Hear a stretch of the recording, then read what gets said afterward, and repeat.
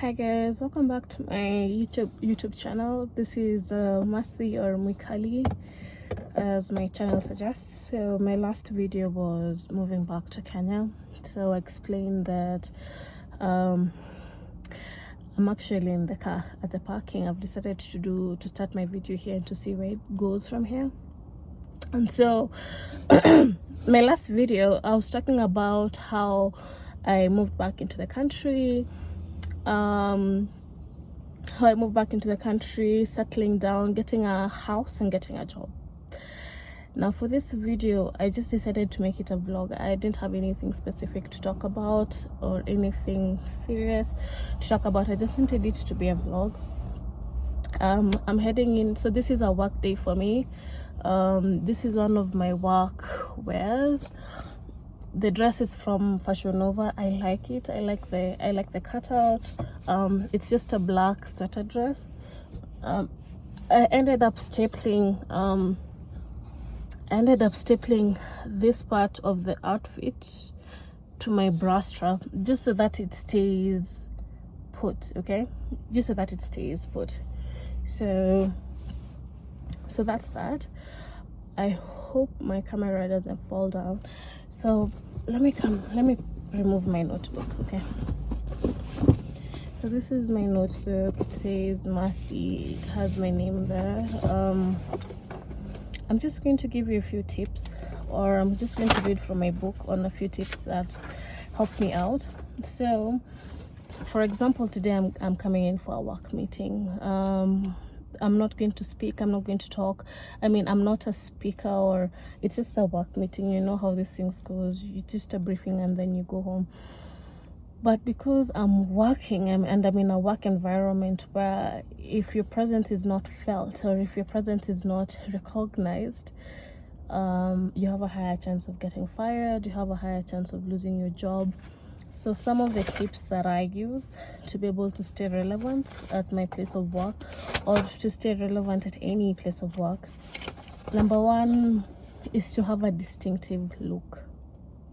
Okay, so I'm not against, changing your style here and there, but for the last 3 years, my distinctive work look has been my 24-inch wig, 22-inch wig, or a black my black wig or black weave, my red lip, and this makeup. So this is my work makeup. So this is how I show up to work every time we have a meeting. It's part of my distinctive look. I really follow this book like a Bible. Let me show it to you guys. Okay, so I follow this book like a Bible. It's Power by Robert Greene, and there's a chapter in there that I read, and I always have it with me in the car, especially when I'm feeling stressed, or if I'm at a time like this, when if I'm not doing a video, I just get this book out and read it. So in this book, he says you just have to have a distinctive look. That this is a one look for Masi. So I'm Masi. So this is the one look for Masi. I always make sure that I'm dressed up. So I dressed up very girly. Excuse me. So I dress up very girly. That's just my aesthetic. That's how I am at work or at home. I'm always girly. But I dress up very feminine, so I love to bring in my feminine energy or my feminine spirit. I always have a black long wig. Now, when I keep on insisting about my black long wig, this is what I mean. I have other hair extensions at home, but I try not to come in with colored hair. I try not to come in with crazy hairstyles. I try not to come in with like I can do a sleek pony, I can do curls on this hair, but it's usually black, and that's just how I do it. And then if I'm at home, I can wear my I have a beautiful blonde or a honey blonde colored wig. I can wear that. If I'm going out on a date, I can do that. But if I'm at work, I put on my work hair. Another thing I did from January of 2022, I prayed and I talked to God, and I asked him and I begged him and I pleaded with him to help me be more sophisticated, more confident, to be elegant looking, to be wealthy looking, to be confident, to be courageous in everything that I do, to be fluent in my speech, to be eloquent as well, to be able to be understood easily, and to also be able to carry on a conversation. So part of me being sophisticated, I try to, not only do I try, but yes, I try to wear high heels all the time. So when I say not only do I try, I force and make myself to wear high heels every single time I come to the office. So if we have a main office and we have a small office, every time I come to the main office, I make sure I have my high heels on. As of January, so now I'm turning 28, okay? As of January this year, I didn't know how to walk in high heels. I didn't know how to do that, and I'd never done that before. I know it might be hard, but I know there are women like me who have never worn high heels before, so I can do like a separate video of how I started wearing high heels. I have an example of so this is just my emergency high heels in the car. So at this point in my life now, headed towards December, this is a very comfortable heel for me to wear, and this is a very comfortable shoe for me to wear. It's not necessarily work appropriate, so this is not what I'm wearing now. Let me see if I can show you my work shoes. Okay, good. So these are my work shoes. Now the heel looks almost the same as this one. Does it? No.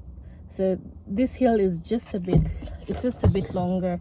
So these are my work shoes today. I got them from New Look. This is the heel height that I wear. Once it's on my foot, it really looks nice. Okay, I'll try and put in a photo here to just show how good it looks with my outfit. It really elevates my outfit. So that's my high heel for today, or the shoe that I'm going to wear today. But I just make sure I maintain wearing high heel shoes even when at this point in my life. So what I did in January, I started with a really small kitten heels, like smaller than this. I have it at home. I'll show it to you guys. A heel maybe this size. So that's the heel size that I started with. Okay. And then when I used to wear such a heel, my legs would shake because I'm not used to wearing high heels. My legs would shake. I'd feel like I'm weak on my knees. I'd feel like I can't really walk. I used to walk funny, but I still wore them. And then I was like, I'm learning. The only way you can learn not to wear high heels it's if you wear them. At some point I felt embarrassed, and I felt like I should have gone with my high heels and tried to wear them on a treadmill. I don't have a treadmill at home. It would have been even more embarrassing to wear high heels in the gym to try and teach yourself how to walk. So what I decided is I'm just going to keep on wearing them. So I wore them at home, but there's a difference with wearing your high heels at home and walking with them at home, and wearing your high heels outside your home and walking with them. It's two different worlds. So once I got comfortable with that heel height, I extended the heel height just a little bit. So we're talking about moving from a heel height that's here to somewhere around there, like 1 inch to 2 inches. So when I got to a 2-inch heel height, I became more comfortable.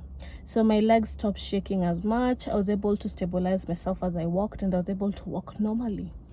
So so this I'd give myself, let's say, the first small heel I gave myself 3 months.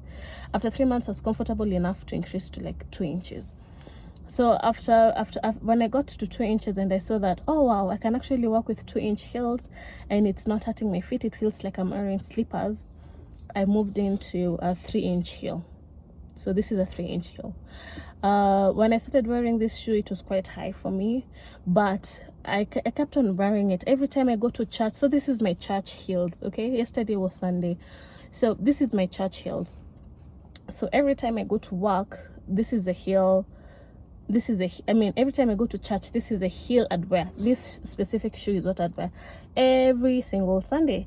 This is the shoe I'd wear, whether it clashed with my outfit or not. This is the shoe I'd wear, because remember, now at this point I only have 3 pairs of high heels, and this is my 3rd pair of high heels. So this is the shoe I'd wear, and the other 2 shoes are also the same color. So I didn't really have much of a choice. Again, I never wore high heels before. I never had a need to buy them.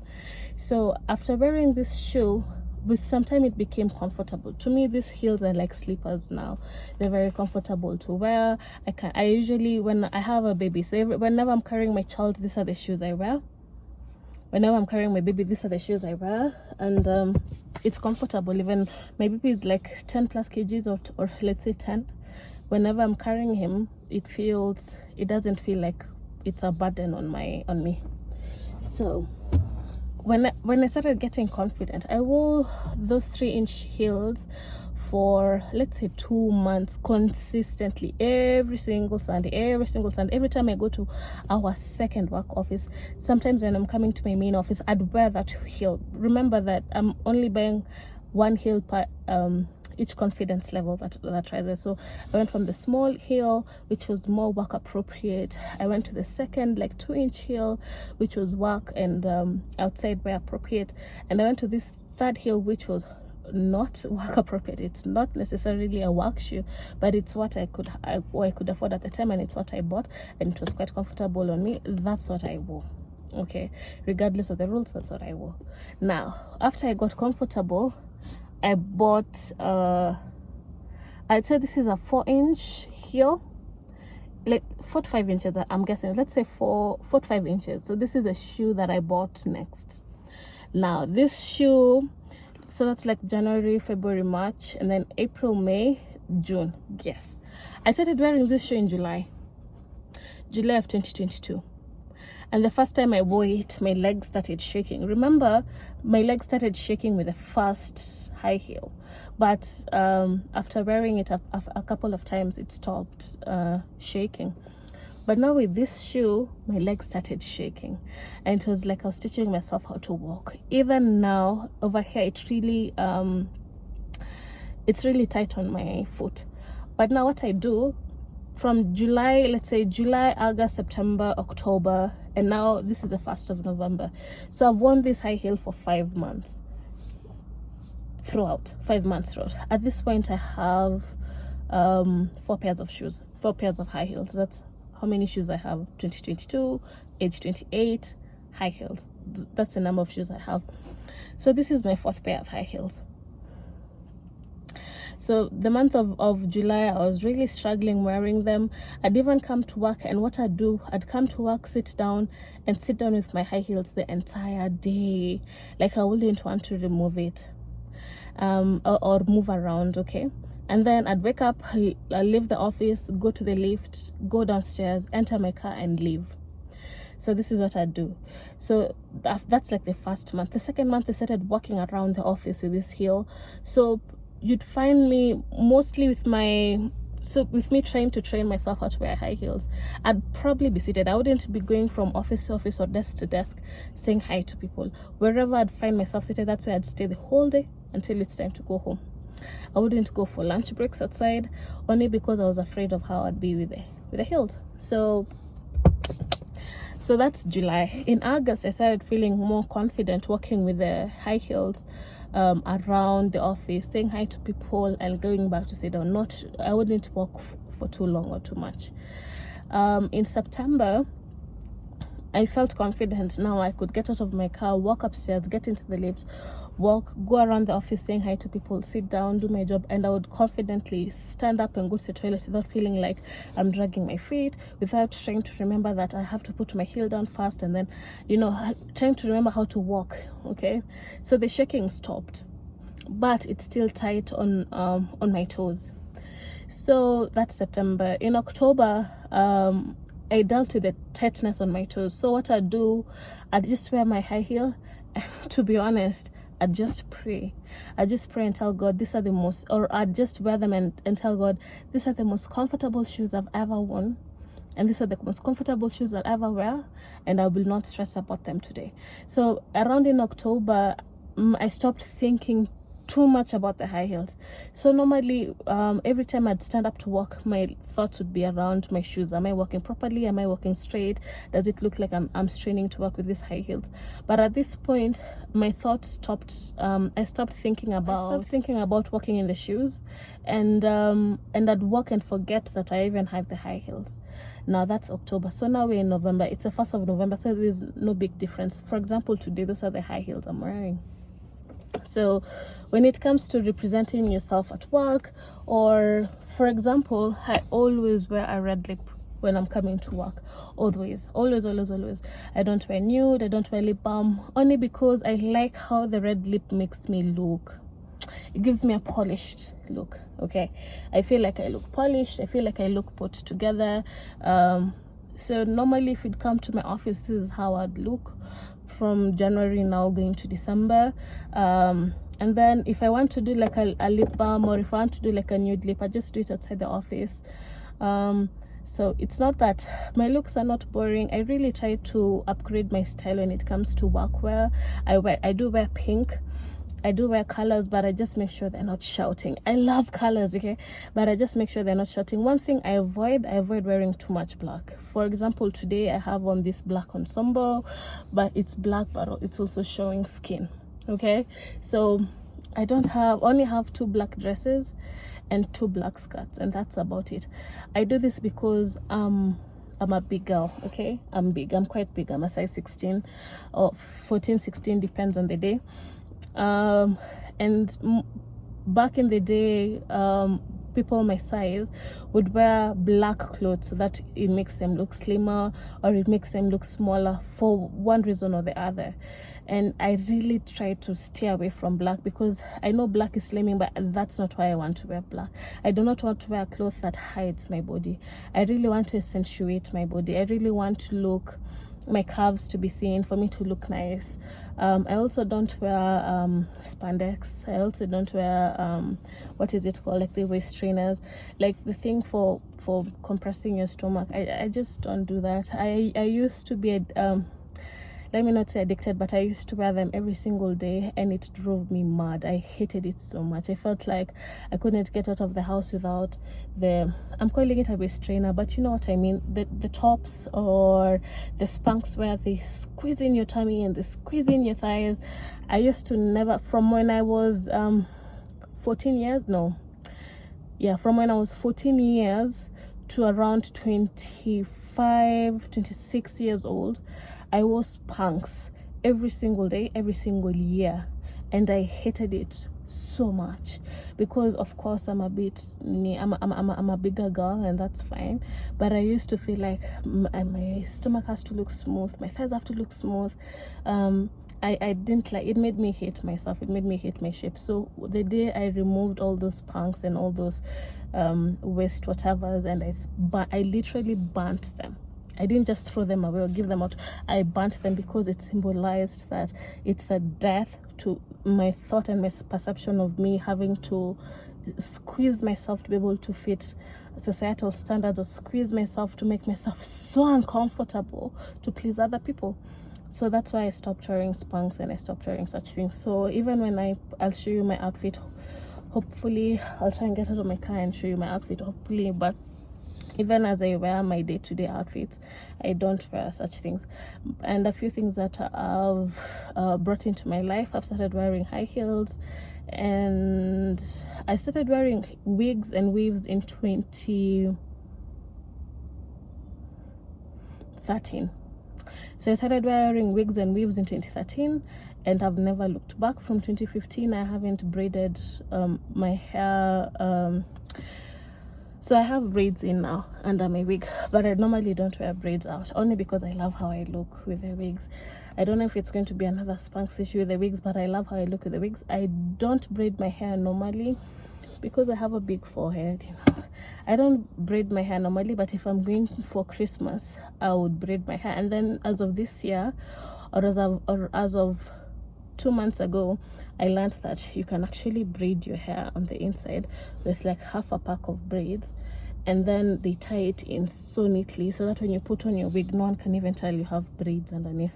So I can show you guys that in the next video, how I braid my hair and how I do protective styling so that my hair grows. I shaved my hair in July, shaved it flat, and now I'm just trying to regrow it as of August, September, October. As of September, I'm trying to regrow it. So I shaved my hair and I dyed it red, I dyed it blonde. I was just my son had just turned 1 year old, and I just felt like I was going through it, so off with the hair.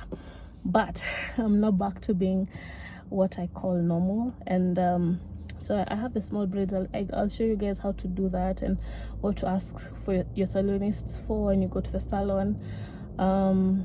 I think that's it. So I really want to give a big thank you to this book. Okay, this book, Power. It really has helped me.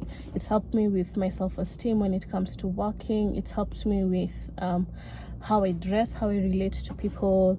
It's sad to say, but it's mostly about manipulation, how to manipulate your look, your how you talk and all that. But it has helped me at my place of work. So I would recommend this book to anyone who feels like they have a shy personality, to anyone who feels like they have a very strong personality. I mean, anyone can read this book and it will really help you out professionally. So I'd really recommend this book. So I think this is just part one of me talking about myself and what I'm doing today. So I'll try and take photos of my look. So once I take photos of my look, I'll let you guys know. Oh wow, okay, so one last thing. Okay, before this year, if you live in Nairobi, you'd know, but before this year I had never driven to Westlands, to town. I'd never driven outside, let's say, the Karen area. I'd never driven outside the Karen area. So this year I really pushed myself to learn how to know how to drive to those areas. It's been difficult, but I'll share with you my experience and how I increased my confidence on the road, how I learned new routes, especially busy ones like this one coming to work today. I had to learn this route with having never driven here before.